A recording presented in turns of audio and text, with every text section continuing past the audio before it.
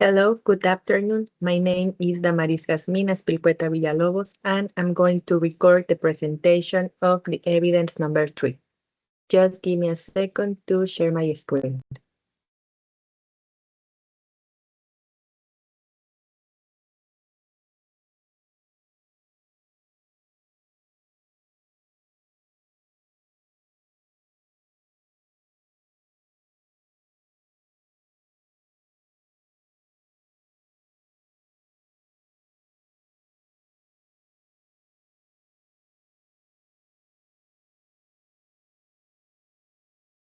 Okay.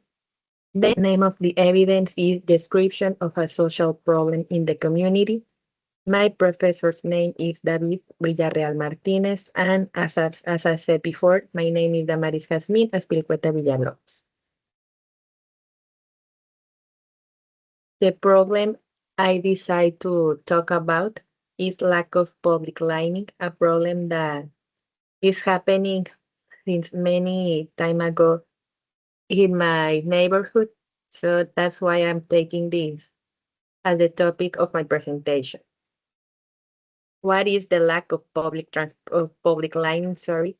It means that there are not enough lights like the lights on the streets in public areas such as roads, parks, or sidewalks. What this is causing is cause that the streets looks very dark. So it it increased robbery, it increased the fear of walking down the street, and it's not very pleasant to look at the window and see all dark in that places. So it's a really hard topic that affects my community since many times. Sometimes it gets better, sometimes it comes back. So it's never like the lighting outside. What does the lack of public lighting causes? As I said, it increased crime rate.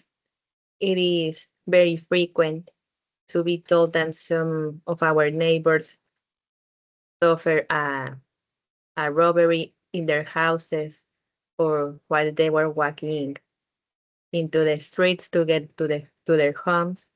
So it's very common to be hearing all the types of news. Decrease safety. As I said, it is very hard to look through the window and see all dark. So you don't really want to go out. When you do, you prefer go out by car than walking. So it makes you feel very insecure going out. Fear and discomfort is very difficult to go out because you are very scared. And if you go out, you have to be like seeing all the places to be aware of there's no a person following you. So it is hard to go out and be like feeling safe. So you prefer not doing that. Reduce community interaction. You don't really want to go out. You don't want to go to the park. There's a park near my house, but it's always so dark. You don't really want to be in there. And if you want to be in there in the light, it's very crowded. So you don't see the kids playing. You don't see people walking or running. You don't see the cyclists because they want to be safe, and that implicates not going out.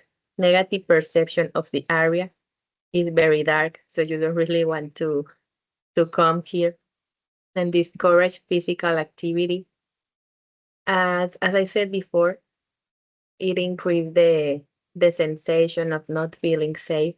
So you don't really want to go out to do exercise. So you miss that opportunity, like to go out to walk, to run, to be on the bicycle. So you prefer to stay at home watching Netflix and eating. So it's not very good for the health. Who is affected by the lack of public lighting? Well, the residents. me and my neighbors, women and vulnerable groups. Women, why women? Because they tend to be the ones they took for the assaults. I don't say that men suffered that thing less, but they can they can be victim of other type of crimes too, and vulnerable groups. Maybe the old people, they have to be very careful because they are alone, and it can cause many sad crimes. Children and students, you don't really want to be out with all the dark. Drivers and cyclists, local businesses, and emergency services. Why the emergency services?